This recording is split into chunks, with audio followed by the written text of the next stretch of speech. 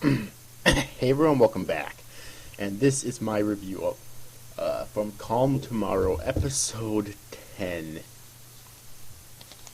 entitled The Saltflake Snow Falls and Falls. So, I actually recently found out that this series is going to carry into the summer, or into the winter, and probably a little bit into the spring as well. It's going to be 26 episodes, and we're only on episode 10 right now. I did not know that before. I thought it was going to be like 12 or 13. So yeah, I think that's relevant because I think it will be kind of interesting to see if they succeed in dragging it out and actually making it good, because they're already getting to this really emotional plot line or storyline of the series. And we're only at episode 10. We're not even halfway through it yet. So, yeah, I think it'll be kind of interesting. But, anyways, though, let's get to this episode. The ending of this episode was actually kind of interesting, I thought. Alright, I'll explain it again later on, but basically it involved two of our main characters, Kaname and Shisaki, and basically involves Kaname confessing his love for Shisaki, or crush if you prefer, considering that they're just middle schoolers, but whatever. So I thought it was kind of interesting, but again, I'll get to that after the summary as well. So yeah, but anyways, let's go. Hikari is informed that according to Uroko, the sea god's power is weakening, and thus the Saltflake snow will keep falling and cooling the world until it freezes, possibly killing all humans in the surface in the process until his powers renew and the world is restored to its former self. To avoid this fate, the people undersea will enter into hibernation, and the villagers will gather for a banquet or a feast on Friday, entering into a fasting period after that, because apparently that will strengthen their enna, so they'll be able to sleep longer and better, until the hibernation begins, believing that the only way to please the sea god and prevent this catastrophe is to perform the Ofunehiki. Hikari convinces Uroko to let him and his friends go to school until the time for their hibernation, and they review their effort to make it happen.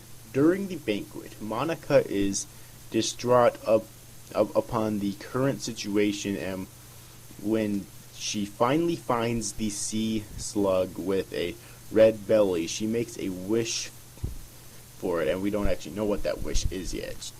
They didn't actually show that yet, so that was actually kind of interesting.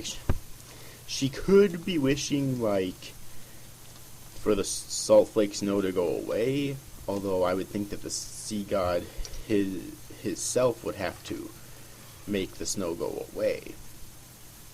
Alright, but you never know, though. She might be wishing for the Saltflake snow to go away. Maybe the sea god will feel sympathy for her. I don't know.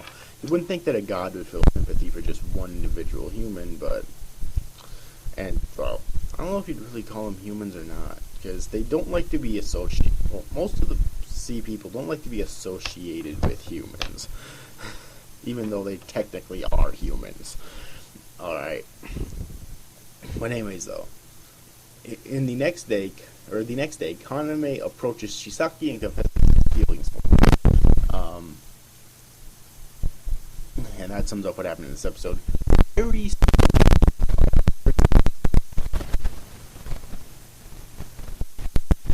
I'm ready.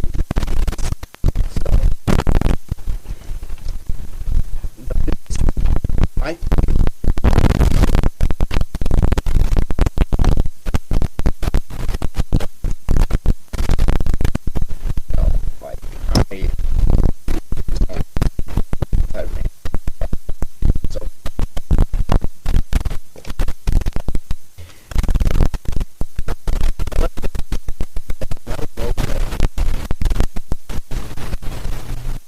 reason why at first the adults said nothing to go to school for the were afraid. And now I want to talk about Uroko for a little bit longer, alright? Because I really think the character. I mean, of the time, your standard messenger god or whatever. But right at the end there, when Hikari told him their intention of performing the Ofunihike, he grinned like he was pleased or something, so I really don't know what to think about this character. The writers are leaving it really conspicuous on exactly what kind of a character he is, and I actually kind of like it. You know, I like how secretive that they're being with it, and at the same time I don't as well, because I want to have an opinion on Uroko, but I can't have an opinion on him yet. That's the part that's pissing me off. So, yeah, but anyways, though, other than that, I really enjoyed this episode. You know, and there are some subplots as well, such as, you know, Kaname and Chisaki at the end there. It's not really, they didn't really have anything to do with the main plot, but it's kind of nice to throw that in there so you don't get bored. And I believe I just described to you the purpose of subplots, as if I really needed to do that. But anyways, though, overall, hope you enjoyed this review, guys. See you after, guys. Thanks for watching. Bye-bye.